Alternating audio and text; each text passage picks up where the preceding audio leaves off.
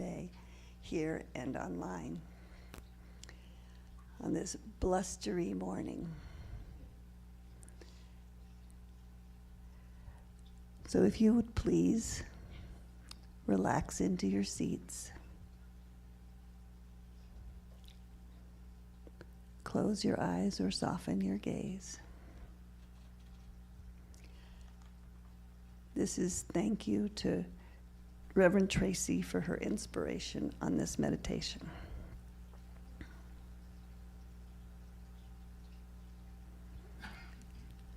Know that there is an underlying love, calm, perfection within.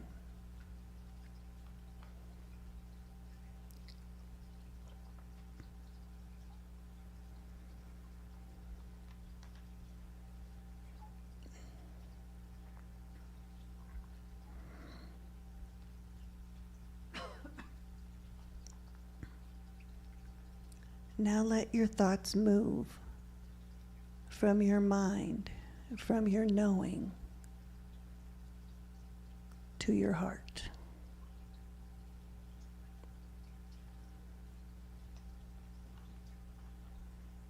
Find where your karmic seed is planted.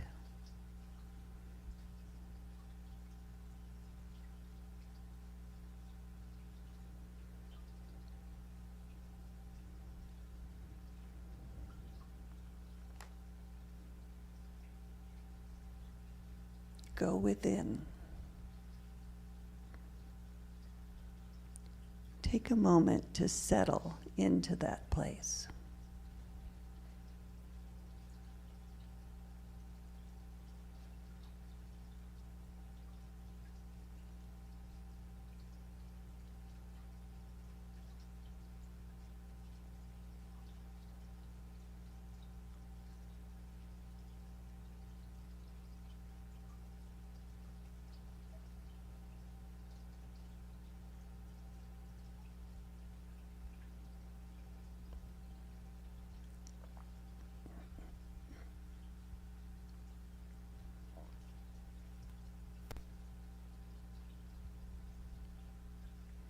Know that you are love. Repeat to yourself, I am.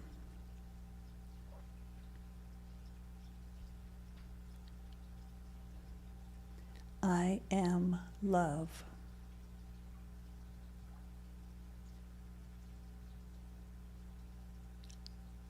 I am peace.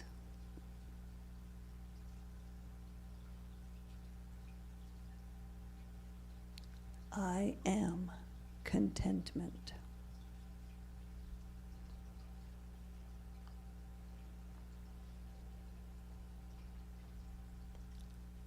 I am love.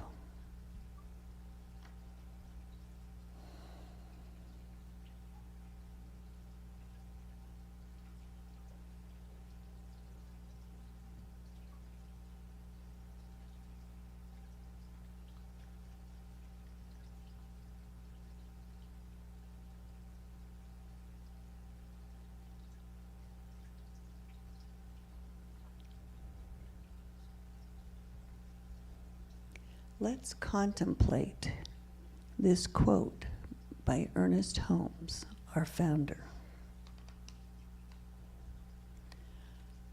Love is at the center of our being. Is that your karmic seed?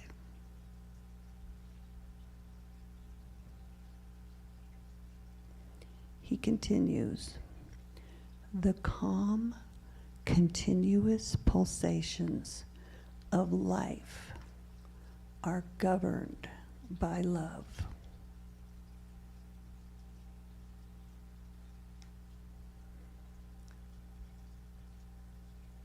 I'm going to read this one more time and then we'll contemplate.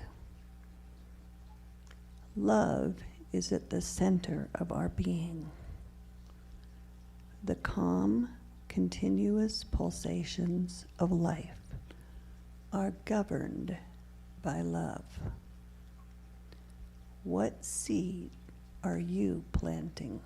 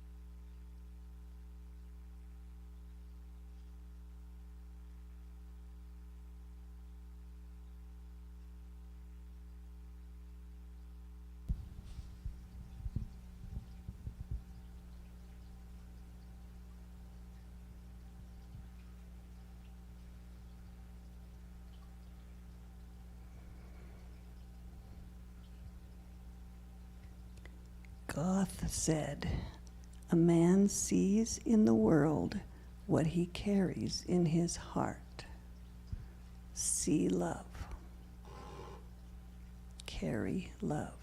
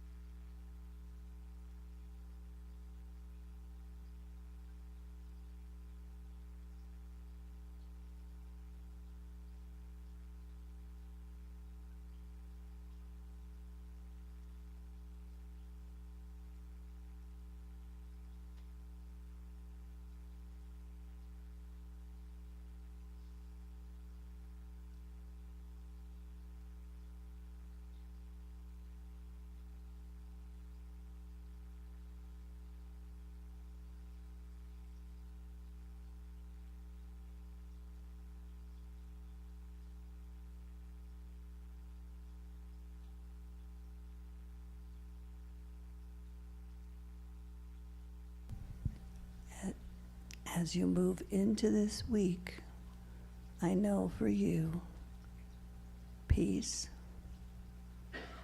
grace, and love. Namaste.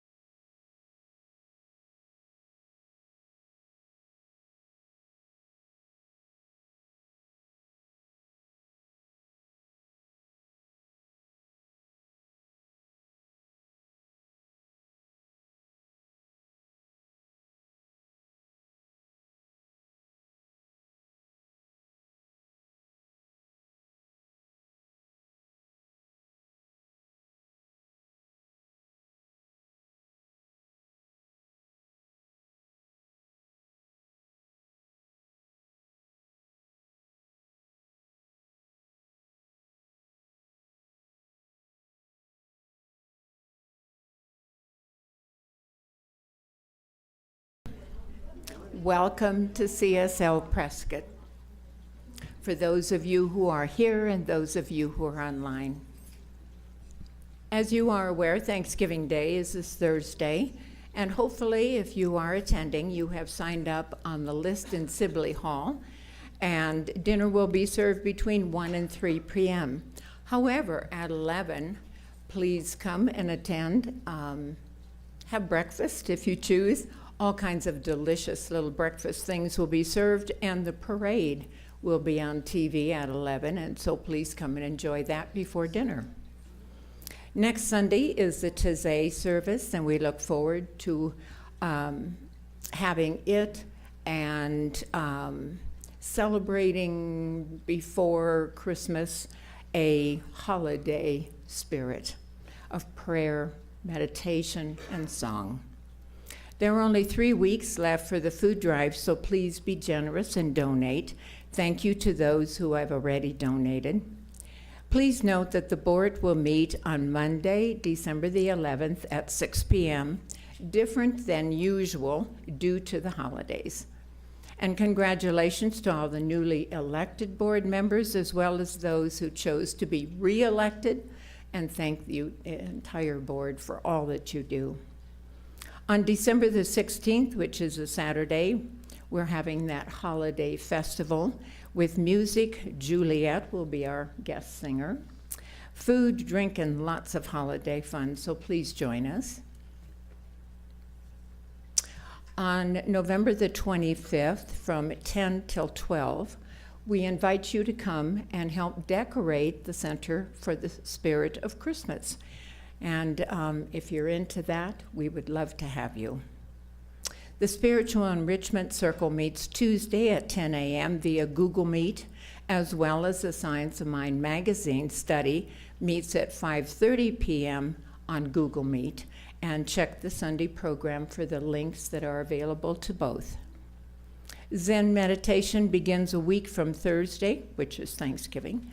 So on Thursday, November the 30th, 1 to 3:30 p.m. And both drum circles will meet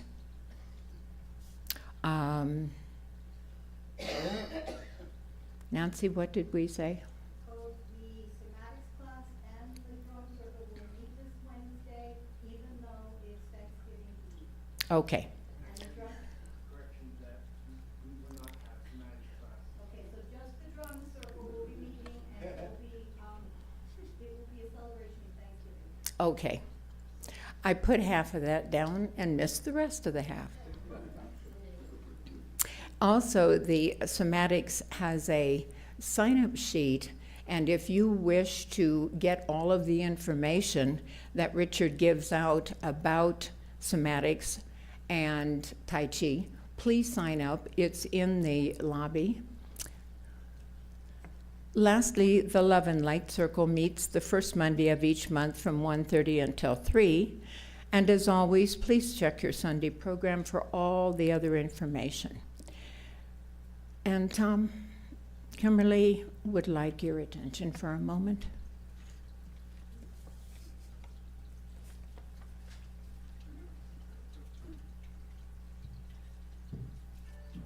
Thank you. Hi, I'm Tom Kimmerly, part of the leadership team here. As most of you know, Karen and Richard Rader. If you don't know them, they've been part of this center since its inception. They had gone back to Indiana to be with their family for the holidays, and they were involved in a car accident sometime yesterday afternoon. They're both in the hospital, and the leadership team here is knowing the highest and best outcome for both of them. If you would like to join us in prayer, please fill out a prayer card and turn it in, and their prayers will be answered. Thank you.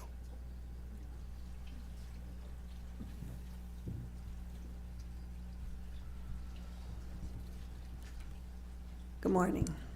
I'm Sandy Kimmerly, and I'll be the practitioner of the day today. And of course, we start with prayer. So what I know is perfect spirit.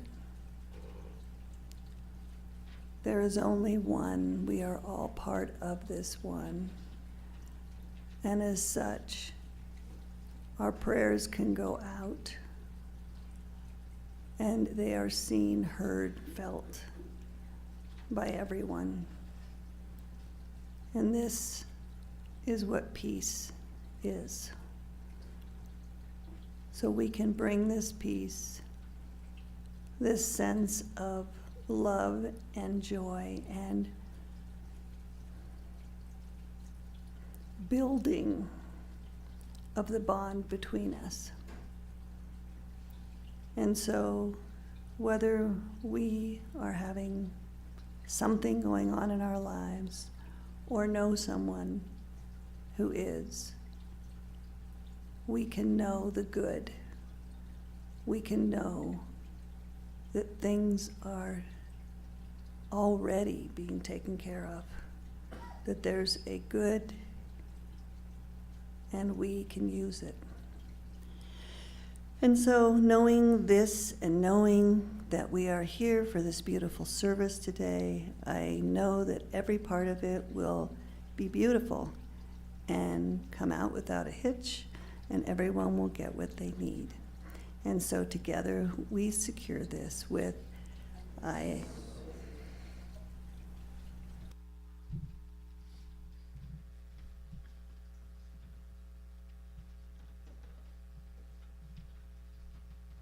Good morning. Good morning. So we're Jackson today, as you can tell. Yeah. He's We're tall and thin. lounging on a beach, gallivanting with the geckos right now. Well, no, I in think it's Key West. iguanas. Oh, Yeah, he sent a photo. Truly. Key West, Florida. Yep. Lucky Jackson. Well, we're lucky to be here. So now I know you folks know this song fairly well since you've You're just lived it rehearsed. the last few weeks. Yes. So we feel because of Thanksgiving being next week, we are all so in the space of gratitude of our lives. And we had just had the incredible experience of hanging out with Karen Drucker for a little while, some of us, who was a pretty cool person. We thought we would keep that spirit amazing. flowing and have us all start off today's session with a little gratitude. And I also saw when I got the lyrics to this that that she has on her site that it was based on a Navajo poem, "In Beauty May I Walk," and I love that. I just So gratitude. You guys ready? We get to work out to this one.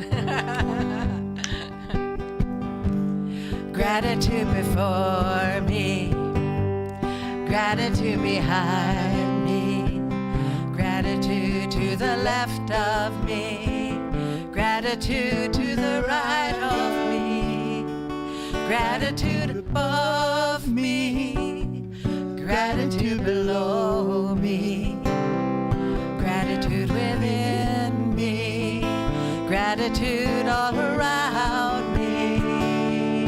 I'm so grateful. I'm so grateful. I'm so grateful. I'm so grateful. I'm so grateful. I'm so grateful. I'm so grateful. I'm so grateful. Gratitude before me, gratitude behind me, gratitude to the left of me, gratitude to the right of me, gratitude above me, and gratitude below me, gratitude within me, gratitude all around me. I'm so grateful. I'm so grateful. I'm so grateful. I'm so grateful. Yeah, I'm so grateful. I'm so grateful. I'm so grateful.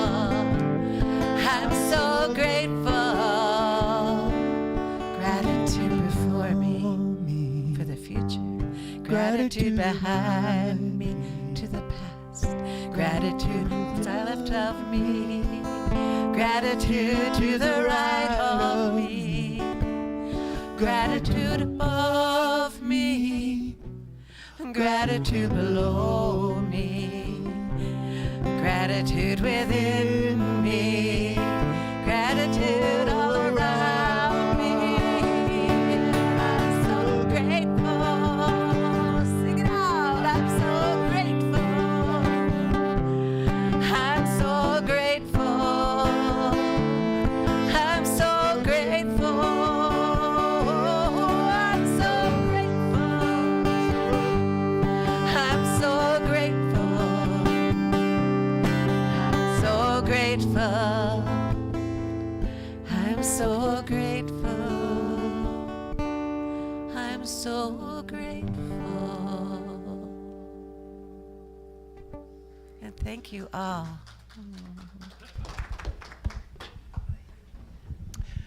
Good morning. My name is John Haas, and I'm one of the licensed professional practitioners here, and it's my privilege to be the service coordinator, or service leader as sometimes called, here this morning. And whether you're in the sanctuary or at some other space and time from online, you are welcome here. And today, we're grateful for the ability to come together in community. We're grateful to be together and to know the truth. Because the truth is that there's only one power, one presence, and we can send that love and light out into the world, because here we teach spiritual tools that help us live a better life. And as we live a better life, as we heal, as we prosper, then everyone that we touch, including those that we don't even know, are touched by us, by our energy, by our light. And this is powerful. And we bring that here today on a special day where we need the community more than ever. So we know that's true. So one of the things that we do here as practitioners is we pray. As we saw Sandy give us our prayer at the beginning, we meditate. She gave the pre-service meditation. And we're available if you want to get a 3-minute miracle after service. Come up and we'll pray with you. Or you can put a prayer request on the form in the back of the seat in front of you, and we will pray with you on that for this whole week. So be sure to put that in. And the names of the practitioners are available along with their phone numbers, so you can get one-on-one prayer with any one of the practitioners. So be sure to take advantage of that. Now, as practitioners, we also like to notice that there are many ways to be able to join in and see that the world is one and yet many. So if we can come up, we'll do the candle lighting service. Because the Center for Spiritual Living honors all faith traditions. As we light a candle for the world's religions, it is to acknowledge both our multiplicity and our unity. We light a candle for Christianity based on the teachings of Jesus the Christ, who taught the path of love, forgiveness, and healing by the presence within. For Islam, the practice of submitting to the will of God as revealed to his prophets, peace be upon them, who taught that there is one God, creator of the heavens and the earth. For Judaism, a community of shared laws, traditions, and family ties, which began with the covenant between Abraham and God. For Buddhism, the middle path that ends suffering and awakens mindfulness and compassion. For Hinduism, the path of knowledge, action, and devotion. For all the Native American traditions and those who walk the Good Red Road, including the people of the sun, better known as the Yavapai. For Baha'i, the path of unity and peace. For all the goddess traditions, embracing the divine feminine in each of us as maiden, mother, and crone, or wisdom keeper. and for the science of mind, which is the philosophy of life that teaches there is a power for good in the universe, and we can use it. Thank you. And so we can add our own voice to that by saying, we are here for God. Our purpose is to express the nature of God as love, abundance, and joy in everything we do. The good we seek for ourselves is what we desire for all people everywhere.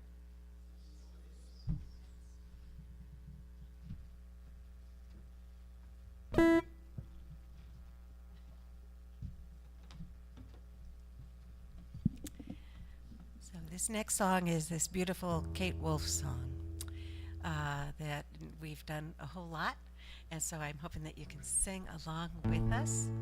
And this is Give Yourself to Love. We have a lot of love and a lot of giving here, and I really want to give my heartfelt blessings to the Raiders. I just love. So, give yourself to love.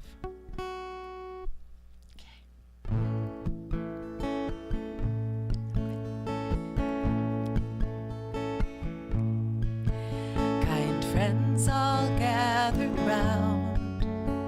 There's something I would say. What brings us together here has blessed us all today. Love has made a circle, and it holds us all inside. Strangers are as family, and loneliness can't hide.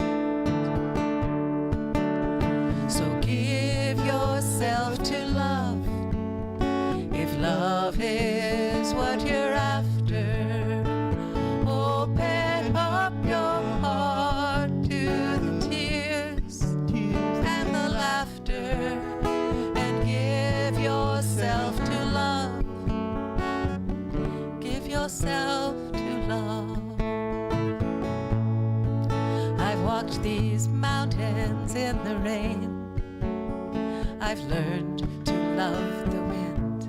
Been up before the sunrise to watch the day begin. I always knew I'd find you, though I never did know how. Like sunshine on a cloudy day, you stand before me now. So give yourself to love, if love is what you're after. Open up your heart to the tears and the laughter, and give yourself to love. Give yourself to love. Well, love is born in fire and planted like a seed. Love can't bring you everything, but it gives you what you need. Love comes when you're ready. Love comes when you're afraid. It will be your greatest teacher, the best friend you've ever made. So give yourself to love, if love is what you're after. Open up your heart to the tears and the laughter, and give yourself to love. Give yourself to love. Oh yes, give yourself to love, if love is what you're after. Open up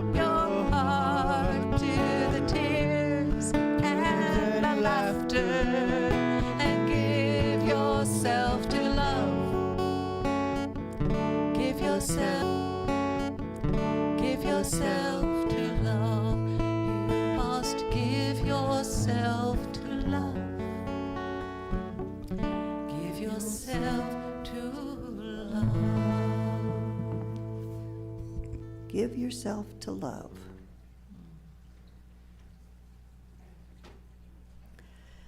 What does it feel like to let go of judgments, attachments, reactions, and resistance, and give yourself to love?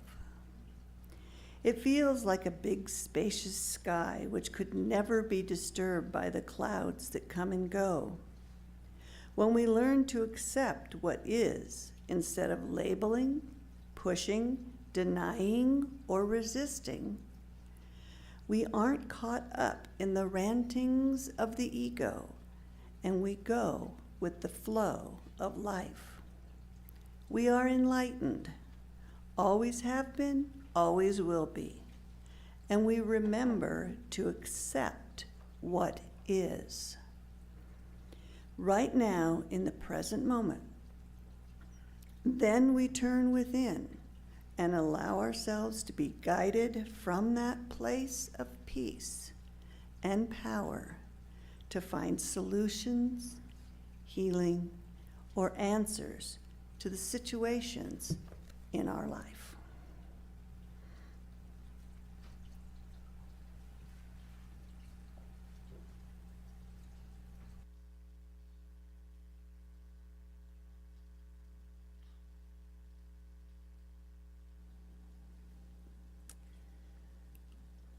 Good morning. Thank you for that beautiful talk and for you holding that in your consciousness. It's a beautiful Sunday. It's a sacred Sunday. And I know that we've had some news today, and a talk is important, but you are more important. So we are holding, the leadership is holding the community and the Raiders close to our heart, high up in the mental equivalent of wholeness and healing, and we're only seeing them and knowing that anyone around them is divinely appointed. So I just want you to know that although giving a talk on a Sunday morning is what we're going to do, because it's what Spirit brought us here to do, but I do want you to know that we honor you, we love you, and we hold you in that light. So thank you, and welcome to Happy Sacred Sunday with CSL Prescott. And I do have a joke, if that's all right with everyone. And the mom saga continues. We'll talk a little bit about that. But here's the joke.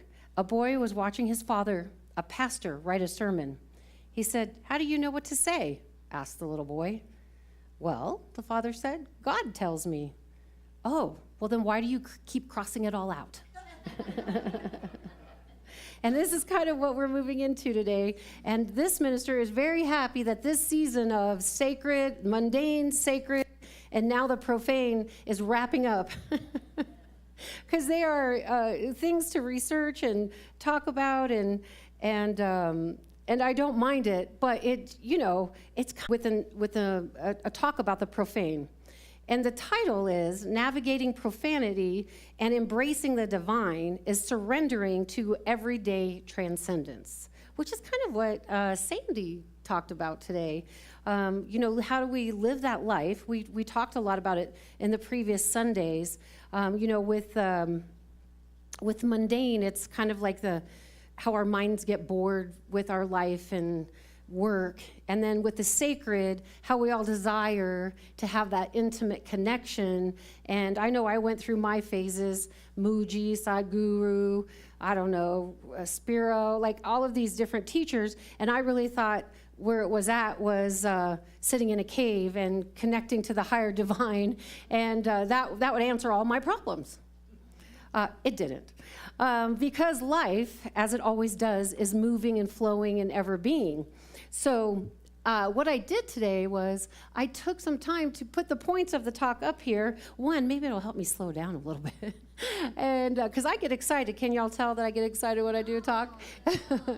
But also I wanted you to be able to follow along as I kind of talk about them. So what I really wanted you to know in the opening as we navigate the dance between the imperfections and the divine moments in our everyday life, we embrace the beauty of the dual nature of life.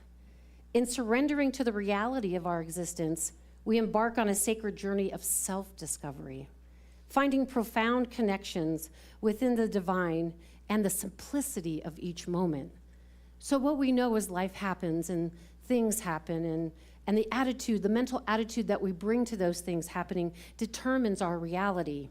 So, being, the profane was I looked it up, I contemplated it, I pondered it, and I didn't really want to talk about it, to be honest with you. Probably because it hit a little bit home. But what I really want to talk about it right now is the profane as a reflection of our human frailty. We have these bodies, we know we all get here the same way and we're all leaving the same way. But what happens in between is really dependent on what you have experienced in your life. How you see the world and the mental attitude you bring to it is dependent on who touched your life. Your parents, your teachers, your friends, your neighbors. And some of us have had relatively easy journeys, and we sit and stay in a lot of bliss. And some of us have had very difficult journeys as our mind describes them and as we experience them. We know that life can be difficult. We know that some things are much more painful, and we know that those things can sometimes turn us into, depending on the experience, it can really give us a negative mental attitude towards life. And so what happens is, one day we wake up and we're like, man, this is just, I'm just done. I just want off the hamster wheel. I want off the race. I want to really begin to know myself. But it doesn't always happen like I'm describing it. Usually it arises as a feeling of discontent, or maybe our objective reality isn't quite going the way we want it to go. Maybe we've lost a job. Maybe we've lost a loved one. Maybe we've lost our house, money, finances, which is fine, because these are the things that Spirit uses to turn us to our onward journey home. So in our daily lives, we often encounter the profane, elements that are vulgar, crude, or disrespectful. The facets of existence mirrors the inherent flaws and imperfections within our human nature. Profanity can manifest itself in our language, in our actions, our thoughts, and they serve as a reminder of our earthly limitations and the struggles we face in navigating the complexity of lives, in our lives, the complexities of life. In our daily lives, we encounter these imperfections. I know I do. I'm a bit of a perfectionist in an imperfect world, which makes the journey a little bit even more difficult, right? So I, because of the traumas that I experience, the way my mind works, and what I was really utilized for in the banking world was to go in, turn it around, get it running, and get out. But that became a very in tune thing for me because of my traumas. When I would walk into a room, I needed to know where I was safe. And so I began to be able very quickly over a period of time to get to know you and be who you needed me to be. And I didn't recognize this until I was much older, that this is a defense mechanism, that even that too needs to fall away.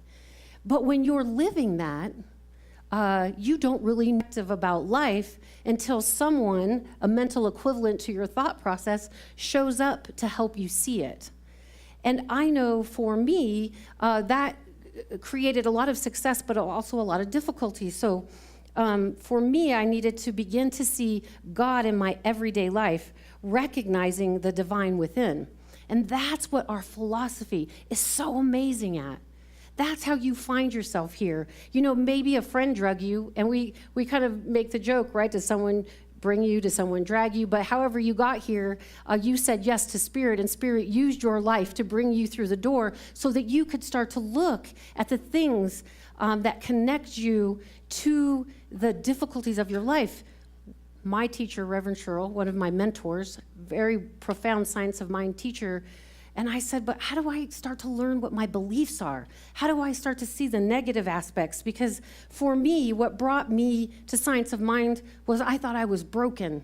I thought I needed to be fixed. I thought that everybody else was right about me and that I was problematic, and that if I could just figure out how not to be problematic, that I would be loved.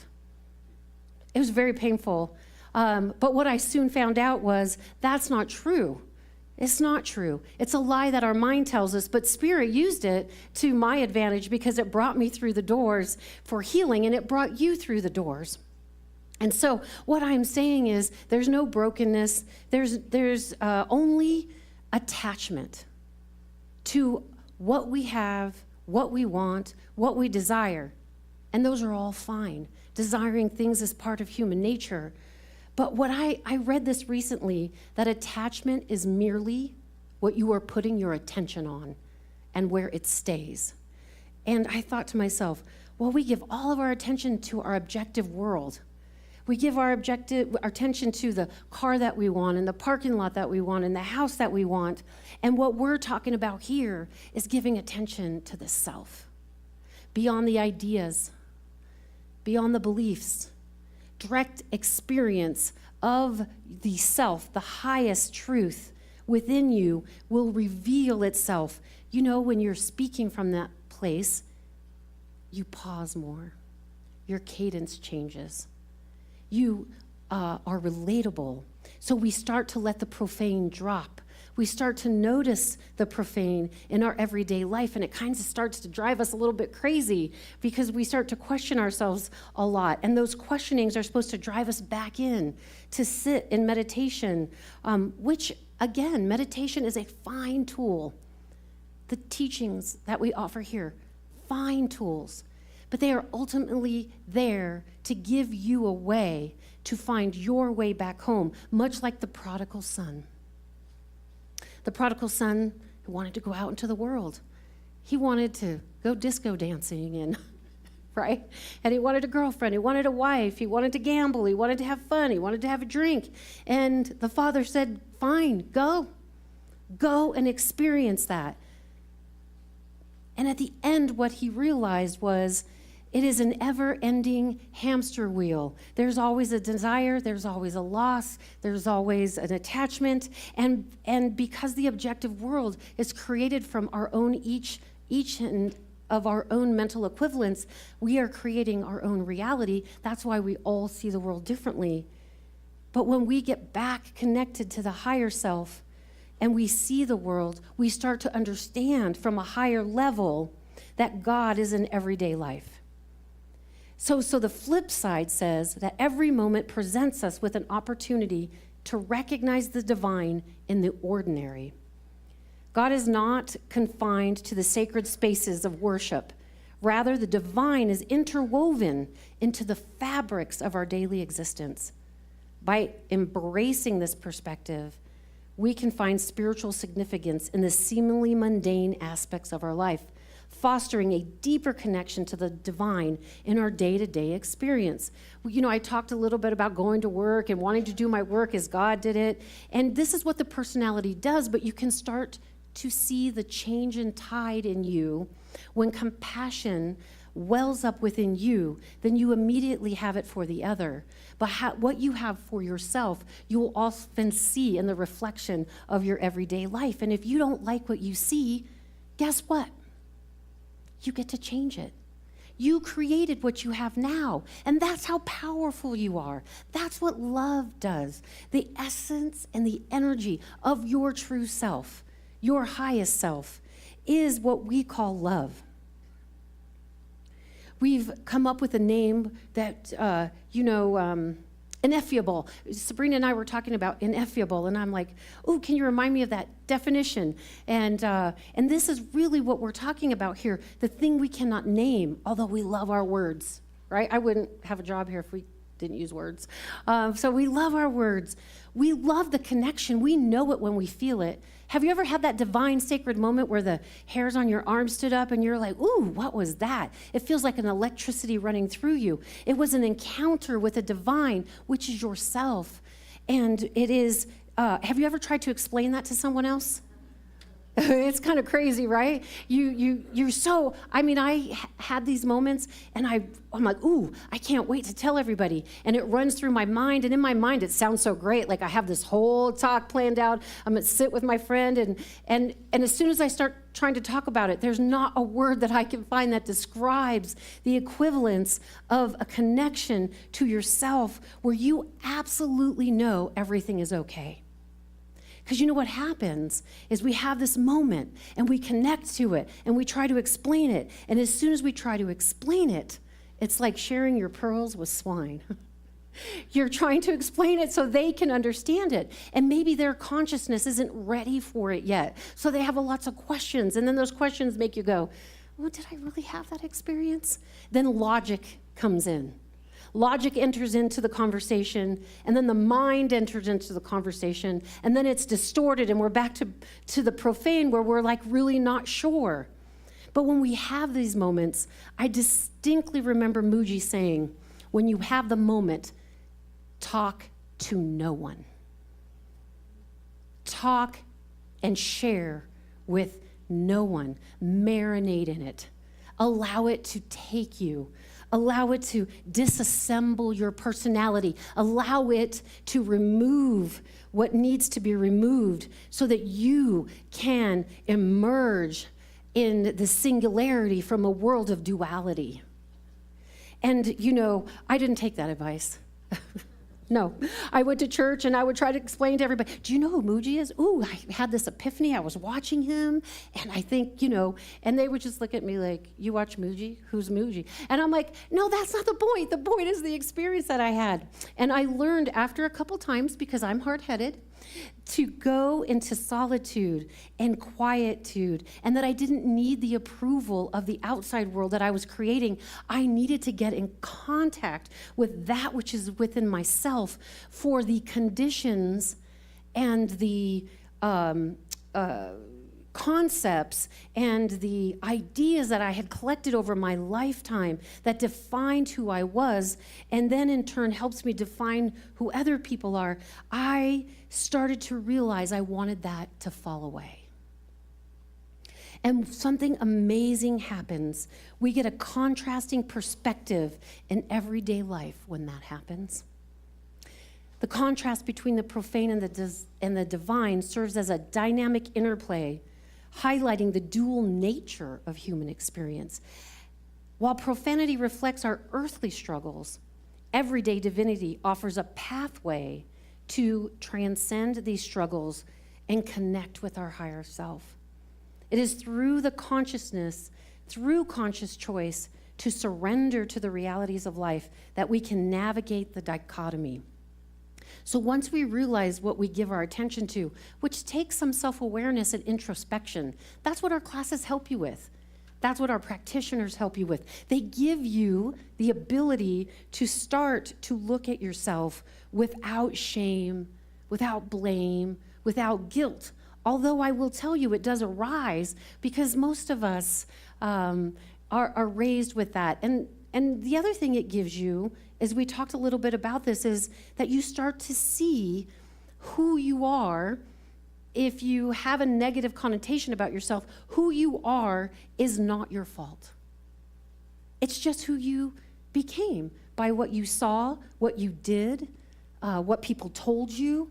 And most of us, as I learned this from my little man Luke running around, I am learning boundaries. I wasn't raised with any. So, you know, here's my thing. Luke, get off the couch. Luke, get off the couch. Luke, get off the couch. And I'm like, okay, that didn't work. Let's go to YouTube. How do you make your toddler get off the couch? And what I discovered was boundaries require nothing of you, little Luke. I am going to take you off the couch. And then when I take you off the couch, I will turn the TV on for you, which is totally different than we walk around trying to get everyone to do everything that we need to make us happy, right? And when they don't do it, we get kind of profane. We get a little irked, right? We go through the drive-through and we have these young people running the drive-throughs, which I have begun to see have a deeper appreciation. tolerance. I have a better tolerance for when I ask for unsweetened tea and I get to there and I have a sweetened tea, and then the profane part of myself goes, come on, do you know the difference between unsweetened and sweetened, right? And so you see these kids trying to make their way, and I remember when I worked at McDonald's, I didn't know how to count money. I was so afraid.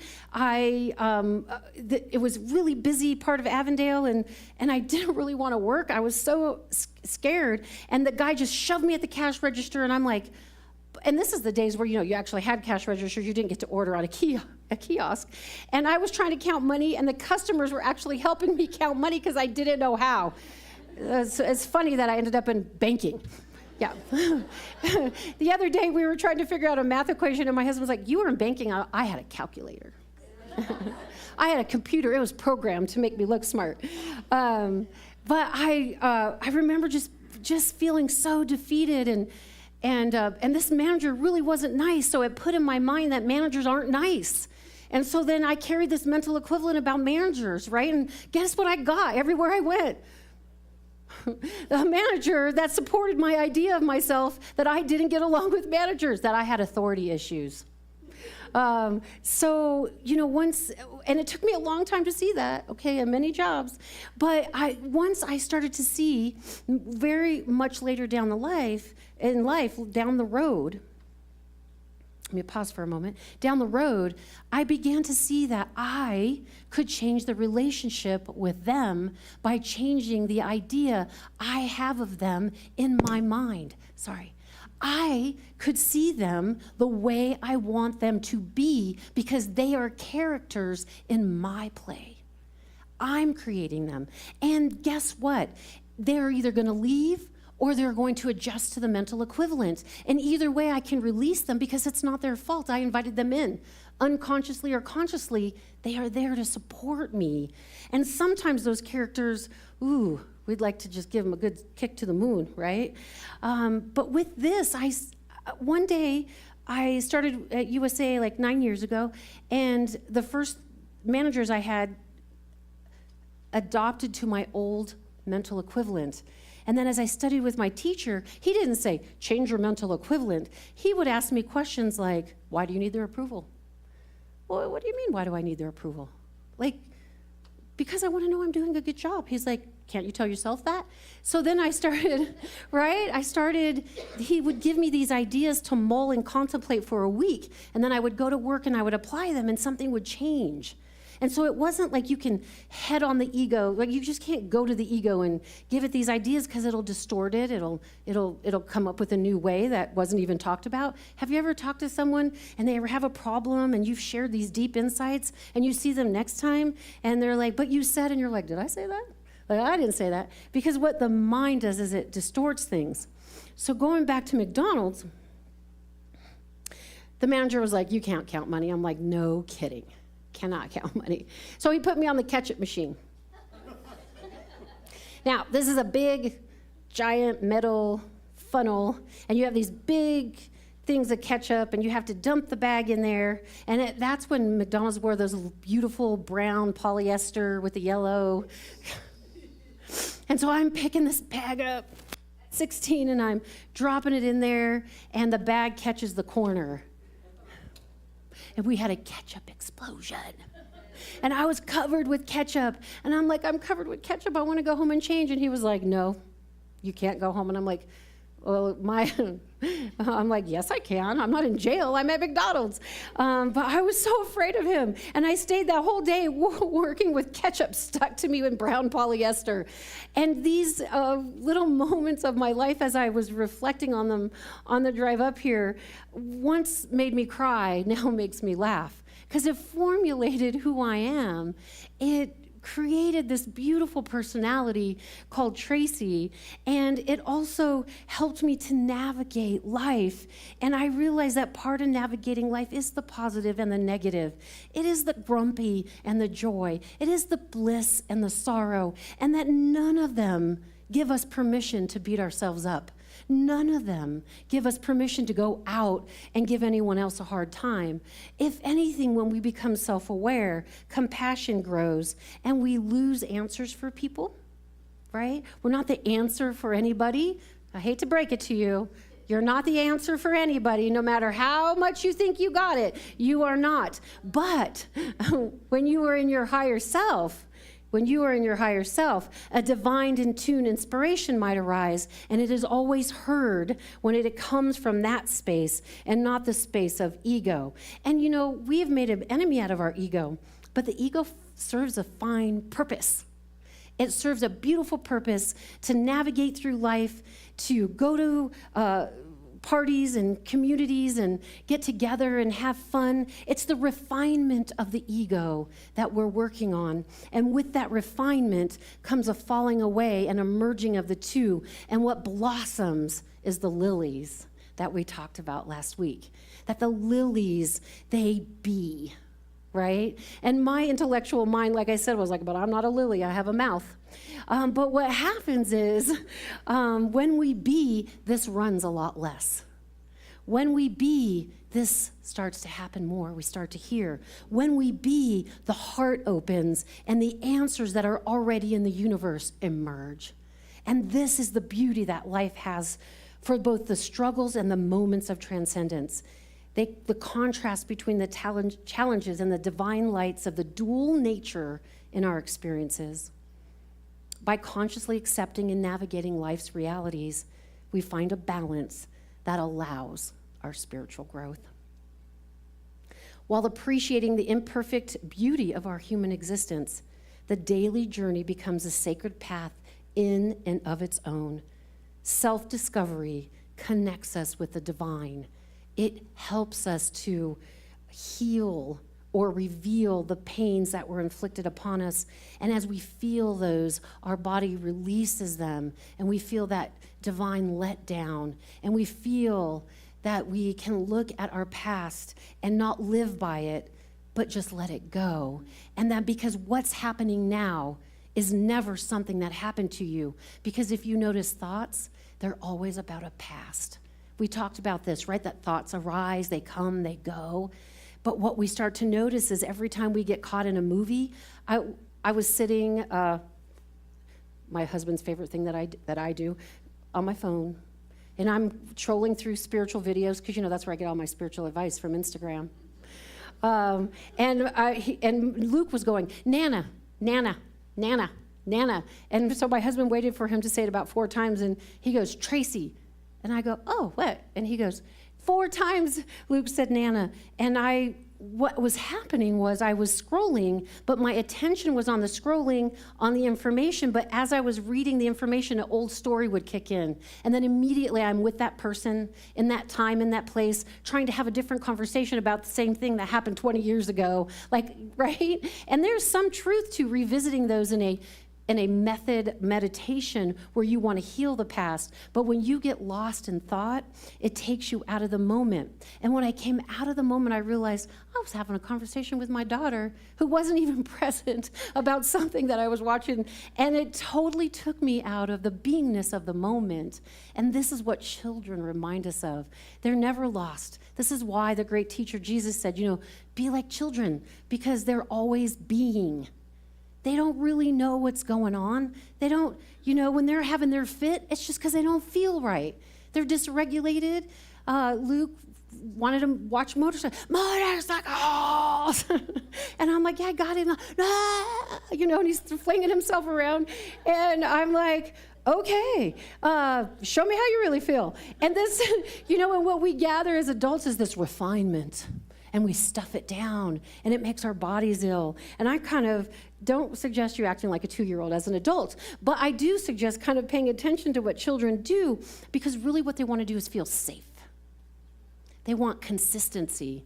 They want direction. And that's what we want too. When we connect to our higher selves, we don't get it from anybody else. You get it from yourself. And it feels loving, and it feels good, and I invite you in to that experience. So in closing, in the symphony of our existence, the profane and the divine dance together, each a note contributing to the melody of our lives. By acknowledging the imperfection within ourselves and the world, we embrace the divine in the ordinary, and we surrender to the intricate realities we face. We unlock the door to our higher self. In this transformative journey, we discover that our everyday awakening is not merely a routine, but a sacred opportunity to live authentically. It harmonizes our earthly experience, and in divine and beautiful tapestry of our existence, of our lives, it unfolds and we begin to have a deep appreciation for everything, the bliss that you feel from this courage to come to a place like this and take the classes and discover yourself and to see where it takes you. I can promise you from my own direct experience, it just feels amazing. It is just truly amazing, and I want this for everyone, but I had to find it for myself. So in closing, can you put the last slide up? Nina, did you disappear on me? The last slide. Oh, there we go. This is our affirmation that I really want to share with you, that you could take a picture of it, you can, but I would like to read it, and yes, embrace. Okay, I want to make sure I have the same one here because I change things a lot.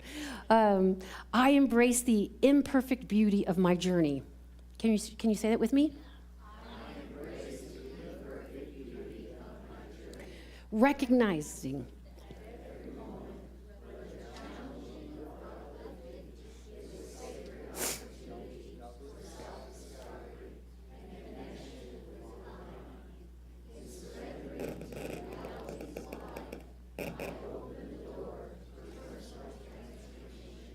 and growth.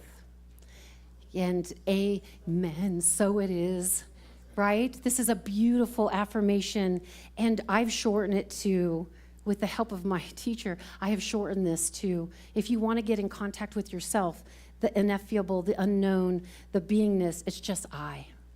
Just meditate on I. It is the thing that has nothing attached to it. Just sit with I.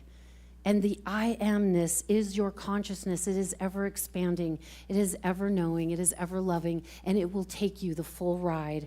And it will help you navigate. It will fill you with bliss. It will show you the way, because it is the way. Namaskaram.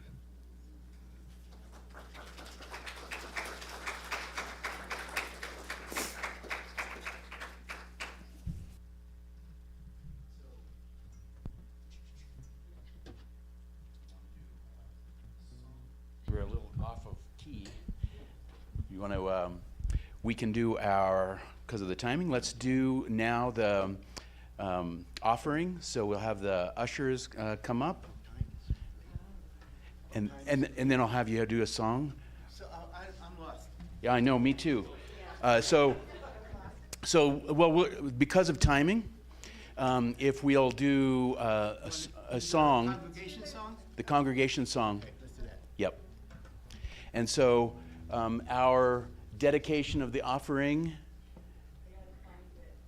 Oh, because we had this song. Oh, let's do this. What's that? Okay, here we go. So together, divine love in and through me blesses and multiplies all that I have, all that I give, and all that I receive. Thank you, life. And thank you, Tom and Krista, for a song. You can do the congregational song. Let's do the offering one. Let's do the blessing everything. What's this? You want to go back? I don't know. I don't know. We cut all my songs out. I had some really nice songs planned. We'll do this one. This is a nice song. Yeah, do the song that you like. Now, we'll do a song. This is a song that everybody can sing along with. Let me switch. This is a very simple song. The words aren't here, but it's really simple, and everybody could get it pretty quickly, I think. Yeah.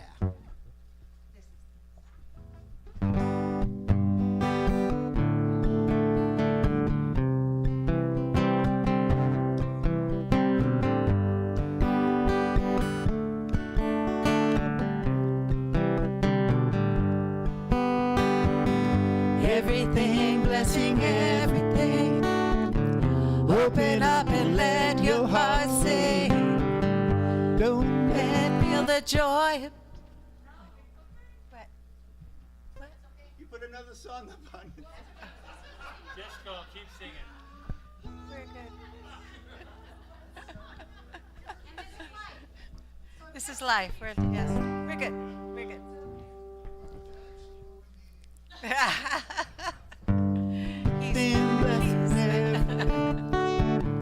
Open up and let your heart sing. Go ahead, feel the joy it brings when you're blessing everything. Everything, blessing everything. Open up and let your heart sing. Go ahead, feel the joy it brings when we're blessing everything. Take a walk down my street. I say hello to everyone that I meet. And the sun shines on my dancing. I'm just blessing everything. Everything, blessing everything. Go ahead and let your heart sing. Go ahead, feel the joy it brings when we're blessing everything. Come on, Sister Krista. I wanna help, wanna make things right. Oh, yeah. I'm gonna pray with all my might. Just tell him, baby. Darkest days will be turned to light, 'cause we're blessing everything. Everything, blessing everything. Open up and let your heart sing. Go ahead, feel the joy it brings when we're blessing everything. Giving thanks for our family, all the grace that we receive. Makes it easier to believe When we're blessing everything. Everything, blessing everything. Open up and let your heart sing. Go ahead, feel the joy it brings when we're blessing Everything. One more time. everything, blessing everything. Open up and let your heart sing. Go ahead, feel the joy it brings when we're blessing every blessing, every blessing, everything. Thank you all. Thank you. So now we bless the offering,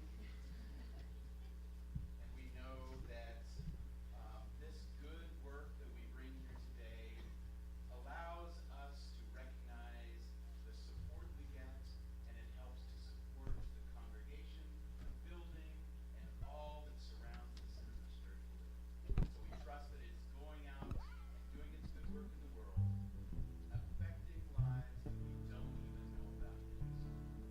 So bless it.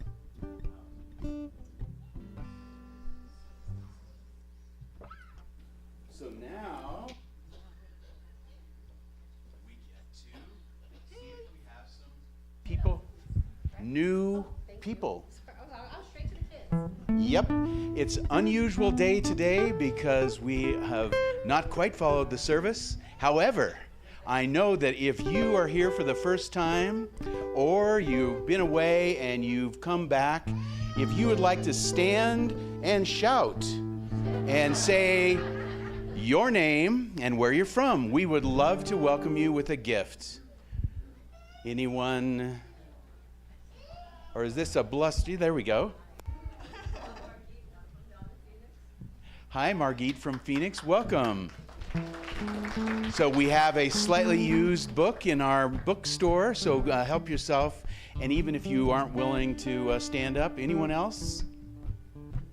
Even if you didn't stand up, you can go and get one of the gently used books to add to your collection. So now we do indeed have the Children of Awesomeness. Let's join them.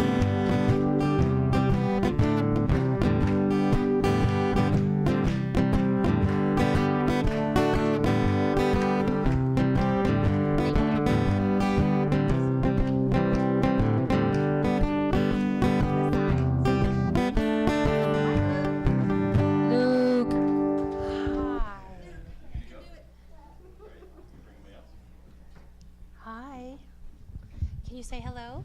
You want to say hello? Say hi. No, we're out. Okay. Hello. What did you do today? So today we did a thing where we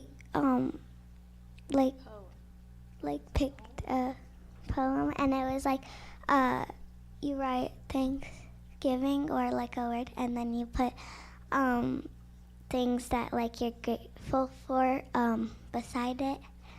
And I put some stickers and a turkey that me and my mom drawed on it. Well, can you share a couple things on your list? For T, I did Tyson, my dog. Okay. For H, I did Happy Hugs. Oh.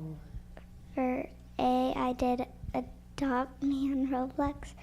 For N, Nice People. For C, K, kicking a goal in soccer. Ooh. For S, sleeping in my bed. G, going to eat cheese enchiladas. Oh. Oh, Bill will agree with you on that one. For I love me. For V, very many friends.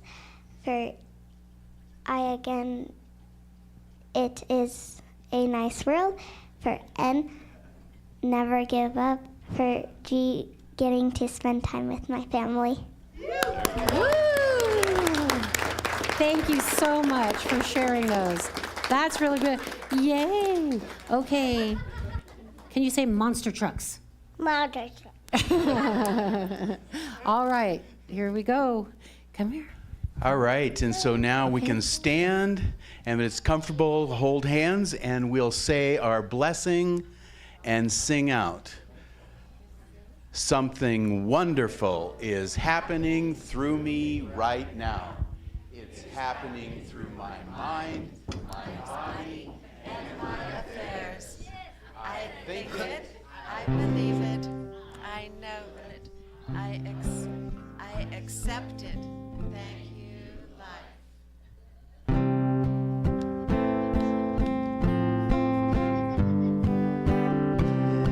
Yes, there is peace on earth, and yes, it begins with me.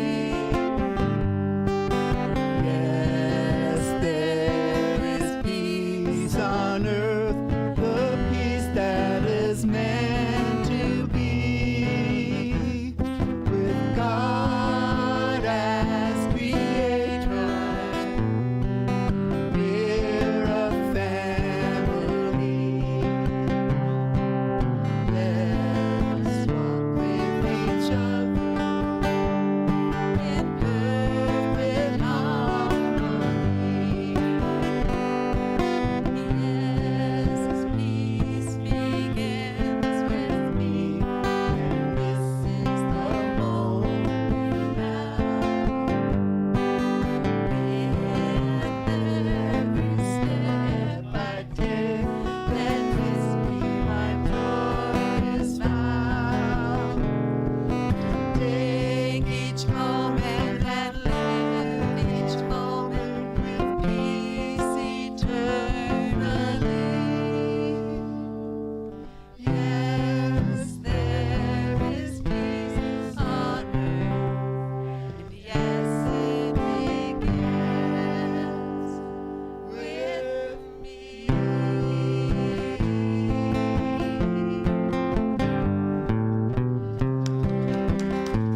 Thank you, everyone.